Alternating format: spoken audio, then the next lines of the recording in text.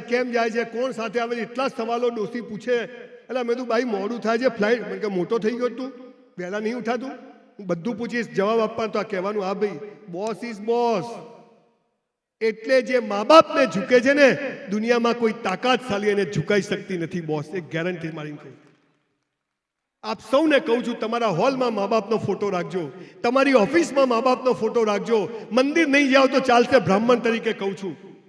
ઘરમાં જીવતા ભગવાનને છોડીને પથ્થરોમાં શોધશો ને તંબુરો નહીં મળે બોસ. જીવતા ભગવાન. કોઈ વાર ચોકલેટ લઈ જાઓ, કિટકેટ લઈ જાઓ, એક સફેદ શર્ટ લઈ જાઓ, 500 રૂપિયાની સાડી લઈ જાઓ, એમને કશું નથી જોઈતું બોસ. આ કોવિડ કેમ આવ્યો તો? મા બાપ જોડે બેસો, મા બાપ જોડે ચર્ચા કરો એટલે કોવિડ આવ્યો.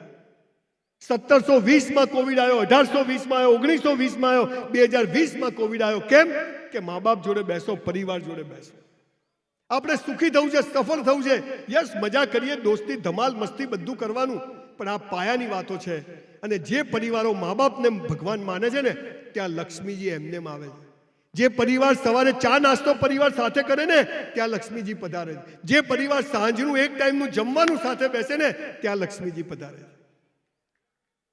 મારો ભાઈ 2001માં કાર એક્સિડન્ટમાં ગુજરી ગયો સાહેબ, પણ આજે એની 2 દીકરીઓ, મારી દીકરીઓ 2, એનો દીકરો, મારો દીકરો, મારા ભાભી ને હું બધા મારી બા જોડે સાથે રહીએ છીએ. એટલે ભગવાને અહીંયા ઊભા કર્યા છે.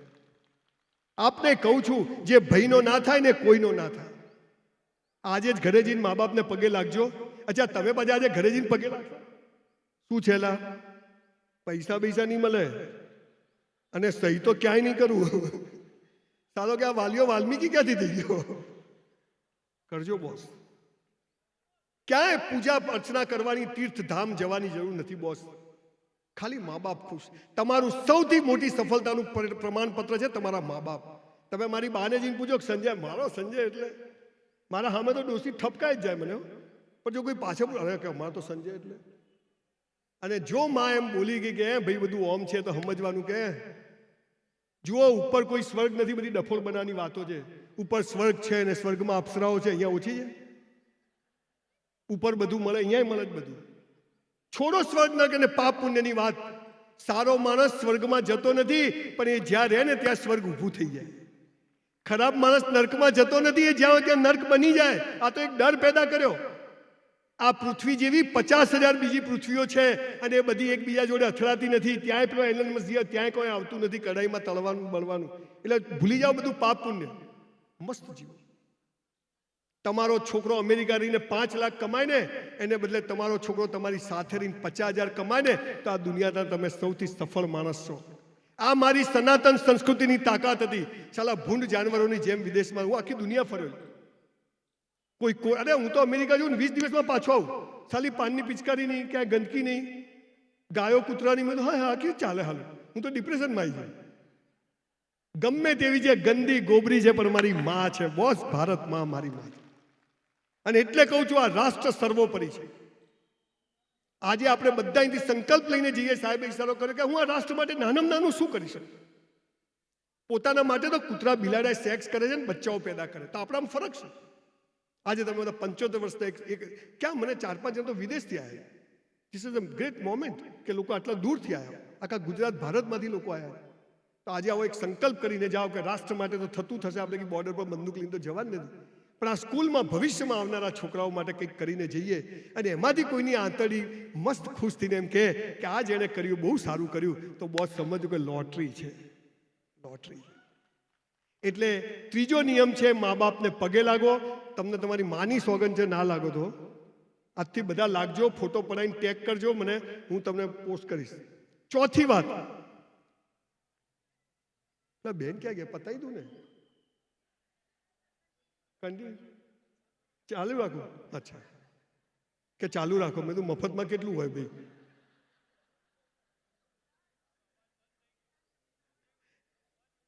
હા, તમે જીયા લાગો છો. જાડેજા સાહેબે વીટો વાપર્યો લાગે પાછળથી. સાહેબ ખરેખર એક ખાનગી વાત કહું, હું છે ને વચ્ચે બહુ ગરીબ હતો, પછી થોડા પૈસા કમાયો, સરસ રીતે જીવતો હતો. પછી મને બધું છોડી દો. પૈસાને સેક્સમાં તાકાત તો બૌદ્ધ માવીને છોડ્યા જ ના હોત. એટલે મેં બધું છોડી દીધું અને હું સાધુ સંતોની પાછળ ફરવા માંડ્યો. કાશ્મીરથી કન્યાકુમારી અહીંથી આસામ બધા જોડે ફર્યો, હરિદ્વાર ને બધે ખૂબ ફર્યો. 6 મહિનામાં પાછો આવી ગયો. આવીને પાછા નવા 50 જોડી કપડાં સીવડાયા, નવી BMW લીધી. કેમ? પૂછો કેમ? આશ્રમો બનાવી અને એમાં સંસારની જેમ જીવવું એના કરતા સંસારમાં જ આશ્રમની જેમ જીવવું વધારે સારું છે. Here and there. આજે એક માણસને વિચાર આવ્યો કે આવી ધાંગધ્રામાં સ્કૂલ ચાલુ કરીએ. You see the change. હું હમણાં ભાવનગરમાં એક હોમિયોપેથિક કોલેજમાં ગયા. 3 મિત્રોને વિચાર આવ્યો એક હોમિયોપેથિક કોલેજ ચાલુ, 2000 ડોક્ટરો એને સમાજને આપ્યા. You see the change. 5000 crore મૂકીને જાઓ ને, છોકરા જલસા કરશે, આ બધું કાઢી લેશે, કાઢો. પણ તમે ક્યાંક આપીને ગયા હશો ને, એ જ સાથે આવવાનું છે. આ સનાતન સંસ્કૃતિની તાકાત. સાહેબ, કોઈની પાસે 1 કરોડ રૂપિયા હોય ને 10 લાખ રૂપિયા આપે ને, તમારી પાસે 10 રૂપિયા તમે 1 રૂપિયા આપો ને તો બંને પુણ્ય સરખા જ છે બોસ. સમજ પડે છે? એટલે કોઈ વેલ્યુ, ખાલી ભાવની જરૂર છે. તમને કહું છું સાહેબ, આપો. જે લૂંટાવશે ને એનું બચશે, અને જે બચાવશે ને એનું લૂંટાઈ જશે. આ કુદરતનો નિયમ છે. એટલે લૂંટાવો. અને ઈશ્વર તમને પૈસા કેમ આવે છે એ સમજે છે કે આ સમાજ માટે વાપરે એવો છે.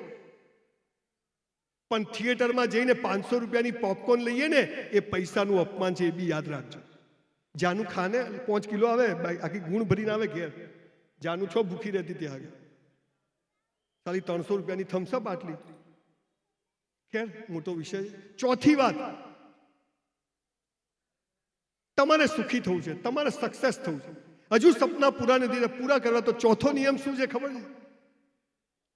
મેં લગભગ છેલ્લા 10 વર્ષમાં 3000 લોકોને સુસાઇડ કરતા બચાયા, આત્મહત્યા કરતા બચાયા. લોકો બ્લેડ મારીને ફોટા મોકલે, 10મા વર્ષથી ફોટા મોકલે, સજ્જાબી મરી જવું છે, આમ ચાલે. આમાંથી 90% કયા ખબર છે? પેલીએ ના પાડી.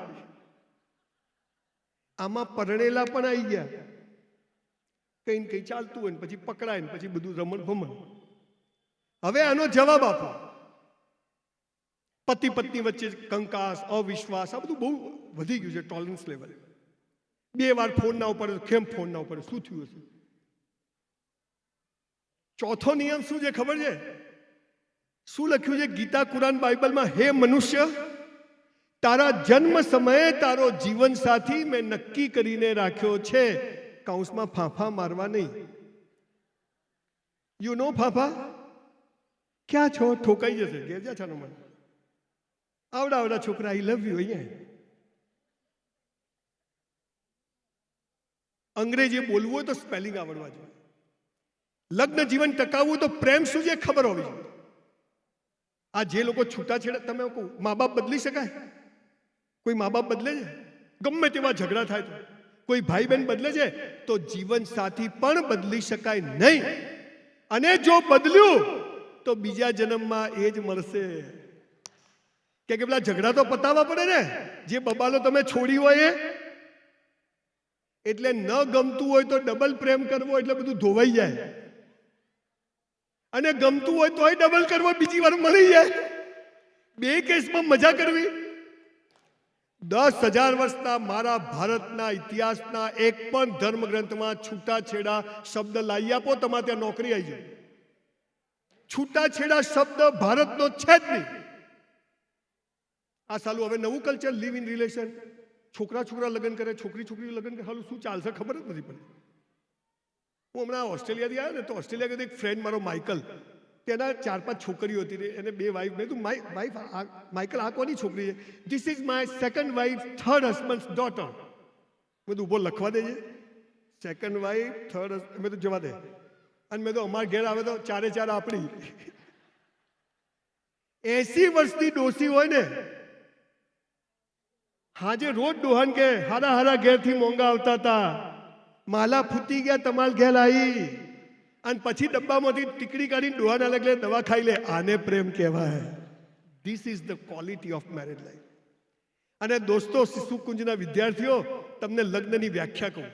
What is marriage? 2 વિચિત્ર માણસો ઓળખાણ વગર લગ્ન કરે, આખી જિંદગી ઝઘડા કરે, બંનેમાંથી એક પણ સુધરે નહીં તોય ભેગા રહે. આનું નામ લગ્ન. સમજ્યા? મારી કોલેજમાં એક છોકરી મને બહુ જ ગમતી. એકદમ બ્યુટીફુલ રૂપાળી છોકરી હતી, પણ મારી સામે જોવે જ નહીં. એકવાર પ્રવાસ જતા હતા બસમાં, બધા બસમાં ચડ્યા ને હું બસમાં ચડવા ગયો ને મારો હાથ એને આમ ઘસાયો. મને સાલી આવી મજા જોરદાર, 400 વોટનો કરંટ આવી ગયો એકદમ. એટલે આવે જ ને ભાઈ, આમાં તમે કહેતા નથી, હું કહું છું એમ કહું ના, મને તો કોઈ થયું નહીં. બસમાં બેઠા ભાઈઓ આ બાજુ, ભાઈઓ આ બાજુ, ભારત મારો દેશ છે. હું તો બોલતો જ નહીં હો. એમાં એવું છે, ખરેખર શું છે, ભારત મારો દેશ છે, બધા ભારતીયો મારા ભ્રાતા છે. આ તો કે ભાઈ બહેન છે, એટલે મેં કીધું આપણે નહીં બોલવું. બસમાં બેઠા, બહુ લાંબી વાત નથી કહેતો, જમવાનો બી ટાઈમ થયો છે, થોડો ગરમી બી ચાલુ થઈ છે. બસમાં બેઠા, બધાને બહુ હસાય.